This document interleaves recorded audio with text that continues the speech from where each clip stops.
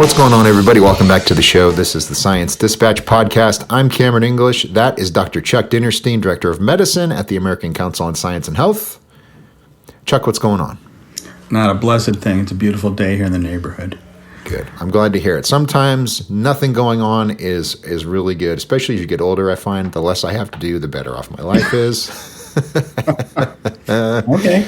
Well, you know, the holiday rush is going to be upon us very soon. And in the next week or so, we will be sucked away into the Christmas holiday leading into New Year. And then the next thing we'll know, it'll be 2026. I've got to ask you, do you get sucked into the vortex, the black hole of Christmas parties? Because that's starting this weekend for me. I got Christmas parties for my kids. I got Christmas parties for Christmas parties. Yes. Well, I have Christmas and Hanukkah parties. I can, combine the two. So, I have, yes, but there is a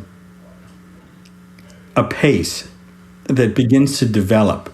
And time goes faster and faster and faster. Because I am a complete moron, measure things by when the transfer center will close and I cannot take my garbage to the dump. We use transfer center. We don't refer to it as a dump. But, I have to be very careful to know that they're going to be closing early on Christmas Eve, so I want to get my junk in early. It's, rush. I get it. As you get older, and again, I'm a ways behind you, but as you get older, it's the little things that make a big difference in your overall well-being. So I sympathize with you. It's an illness that I have, but it gives me a great contentment to have tossed the trash over the wall. There you go, baby. Collect them stamps. Whatever you got to do, man. That's the way it's done. In our neighborhood, since you have to pay for each of the garbage bags that you use, we refer to it as you pay as you throw. I like it. Okay. Well, that has zero relation to what we're actually talking about today. This is your article called Anatomy of a Food Myth. This is one of your articles. All of your articles are helpful, but this is one of those practical sort of like, hey, I didn't know that type pieces that you're so good at, Chuck. So here's your summary, and then give us the details. You write, the past 20 years have seen gluten sensitivity transformed from a fringe concern into a mainstream cultural identity, powered more by consumer experience, psychology, and industry dynamics than by definitive biological mechanisms. This rapid rise has left many people unsure where scientific consensus ends and popular belief begins. Okay, so are you trying to tell me that not everybody is gluten insensitive? That's correct. That's the truth of the matter. Okay. So gluten sensitivity is one of those more difficult diagnoses to make. There's no simple blood test or historical information or physical examination will say, yes, this person has gluten insensitivity. The only way to prove it is to put them on a gluten-free diet, see if their symptoms clear, give them gluten, and see the response. But that takes a lot of time to do, and it's far better to say I'm gluten insensitive or gluten sensitive and go with the flow on that. As it turns out, and this was a study that looked at this, many of the people that have the claim that they have a gluten sensitivity are actually being bothered by a different component of wheat, which are the food maps or the fermentable carbohydrates that are present there. And for those people that have a microbiome that particularly likes the food maps, it results in them developing quite a bit of gas, and that gas causes distension of the bowel. When the bowel becomes distended, it causes you to feel nauseous and your waistline to suddenly expand from wherever it was by another 2 or 3 inches, so you feel bloated. And these are the typical kind of symptoms that people with a gluten sensitivity might have, so there's an overlap in the symptoms. But what the study tries to point out is that the people with gluten sensitivity are a very small portion of the population. But that does not stop marketing from taking advantage of that. That's why I have to look at an abomination of a pizza made from cauliflower. Yeah, I feel like that shouldn't exist. That, you know what I mean? Like, if you want pizza, then just eat pizza. And if you can't eat pizza, then just don't eat pizza. But none of this cauliflower crust or this cheese crust. It's just, as someone who's partially Italian, I'm offended. And I hear that. But I'd like to speak on behalf of the cheese crust. That would make some sense to me. Now, I have a friend that's lactose intolerant. And if we go to have pizza, he takes some pill and we're good. But he doesn't make us go out and get a cauliflower pizza, which is an abomination upon earth. Yeah, I mean, cauliflower by itself is unpleasant, and I don't voluntarily eat it unless I'm trying to set a good example for my kids. But when you're going to try to mix the worlds, as Seinfeld would say, you just don't mix the worlds. You're not allowed to do that. It doesn't work that way. Keep your cauliflower out of my treats. I like that. I have to say, that we're living on Long Island, which is a center of cauliflower production. I don't want to say that it's bad. It just doesn't belong in a pizza crust at this point in time. Well, I don't have that particular and conflict. Would be on a topping either. No, I don't have that conflict. So I will say it is bad. It's unpleasant. I don't like it, and it doesn't belong on pizza. So at least we can agree on that. One interesting aspect of this, at least to me, is that a lot of the people who would claim gluten insensitivity, as you said, they actually were suffering or probably suffering from something legitimate. And the way that, at least in my end of the swimming pool in the science world, the way that the gluten intolerant phenomenon was handled was basically to say most of you are liars and you're delusional. And here's an article debunking your junk science.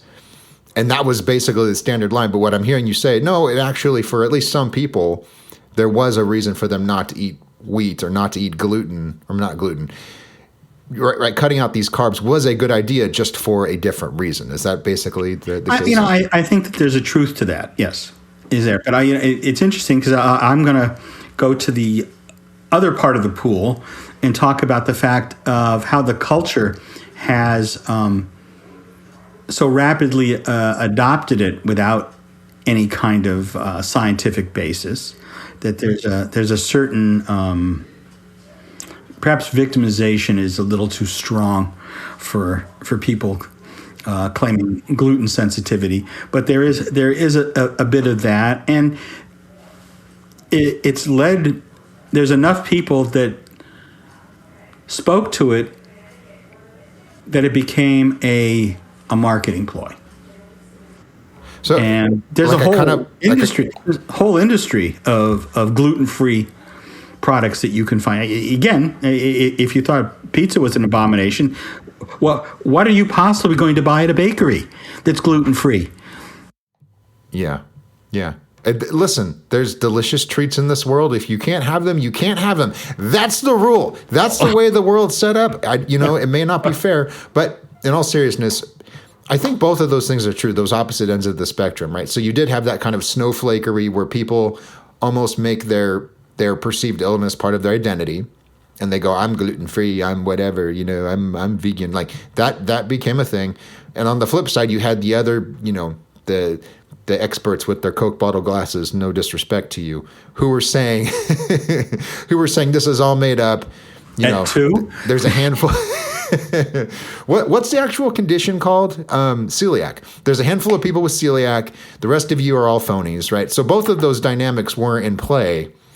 It's just as usual. The story is just a little more complicated than everyone was letting on. And so it's. I don't know that there's any lasting social good that we can derive from that, but I thought it was at least an interesting study to talk about some of the diseases where there's less certainty.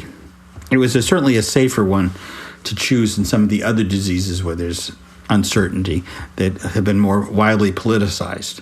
There's not a big Republican Democrat split over gluten sensitivity. That seems to be equal for both parties.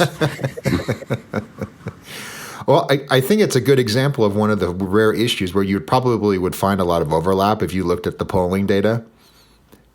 Like there's crunchy moms that are right wing and left wing, and they would both go, "Oh yeah, gluten's bad for you." So we can look forward to bipartisan legislation. Okay.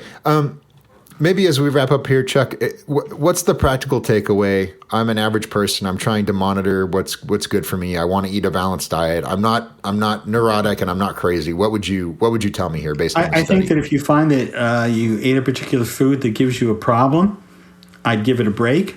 I would try to eat the food again. If it happens again, it's something that you're sensitive to, and it just can't be in the diet anymore. If it's just something you must have, then it may be worth seeing a physician to see whether there's some treatment, like in the world of lactose, where you have lactate that can give you some relief. Otherwise, as you said, you're just not going to be able to have it.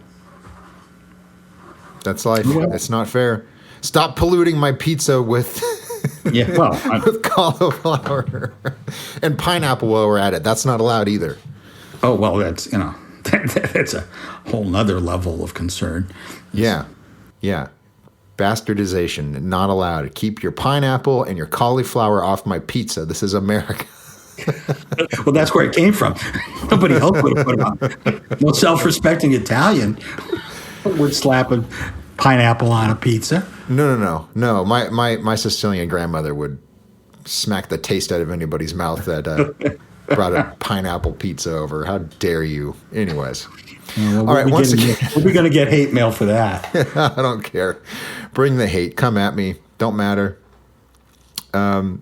Once again, story is called Anatomy of a Food Myth by Dr. Chuck Dinerstein. That's at acsh.org. While you're there, be sure to click the subscribe tab, punch in your email address, and we'll send you the stories we publish. And the ones you read are usually the ones that we talk about. Thank you so much. Be sure to follow us on social media at ACSH.org. ACSH Matter of Facts, hosted by our colleague Anna Dalaski on Instagram, YouTube, and Facebook. All kinds of cool 1-minute videos, science lessons for you and your kids. Go consume those. Go subscribe. We greatly appreciate it. Until next time.